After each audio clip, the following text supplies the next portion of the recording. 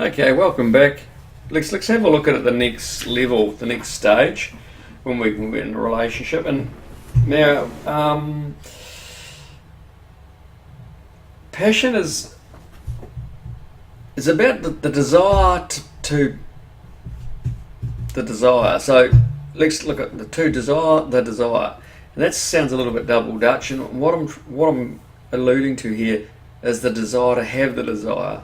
Often that just goes just like everything else. So because the relationship has got to a comfortable stage, and that's where we look for comfort and security in relationships.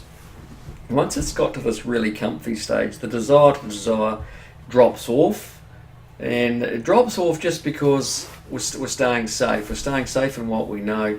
Now, that's not necessarily growing the relationship, it's just holding it at where it is, and that's where it'll stay for there on in until someone in the relationship, one or the other, gets a little bit itchy feet and wants to get things going a bit more and starts to do something different, which will build up the level of unpredictability in the relationship, which is what I'm talking about. As soon as it becomes a little bit unpredictable, it becomes new. It becomes understandably new, and with that, you become a little bit anxious. And as long as the things that they're bringing into the relation are exciting, then it becomes quite passionate and quite good in that respect. Now let's just get down to this and hold this down a bit. Let's see where it holds us back in our lives. A boring life and lifestyles for a low level excitement, it gives them, which balances the low anxiety they can handle associated with it. So really your relationship becomes at the level of anxiety, the level of unpredictability you can handle in the relationship without being it too much. So as it becomes too much, you start clinging on to the old because that's what you know. So the passion to do and desire stuff is low, and as they are, as you're stuck down and trying to avoid the feelings of anxiety, of which are the key to change and personal growth, to make this change happen, you're getting locked. You're getting locked in the situation that you're trying to actually get out of. So without any change, it'll remain the same at the same level, at the level that you can handle. What was I saying before? So until we're able to handle more anxiety, we actually can't grow the relationship. So the key here is not about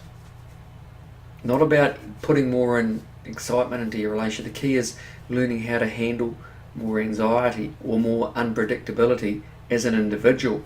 So we've got to grow the individual self, and where we have looked, where psychology's looked in the past, is always growing the relationship, growing the two people together. But you actually need to grow the individual, because if your partner does something really crazy and amazingly exciting, and you become anxious about it, and to the point that it's uncomfortable, you'll block that.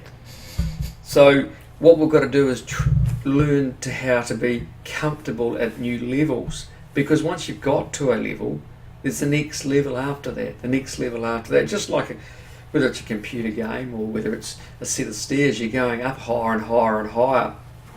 You have to get comfortable at the next height, and a relationship's the same. So when you're moving up in a relationship and you're doing more exciting things and creating more fun and vitality, it will push you outside your comfort zone. But it's not the fact that you pushed outside your comfort zone, it's the level of anxiety that it creates for you outside that comfort zone that you need to learn how to handle or to be able to deal with. And this is where we talk about getting some real balance on yourself. And that's what I'll talk about in depth in the next video, because it's a really long and depth piece to talk about. But I'm just going to run through just one of the four core elements of balance, and we'll just run through each one over a period to give you some understanding. Okay, that's good for now. Catch you tomorrow.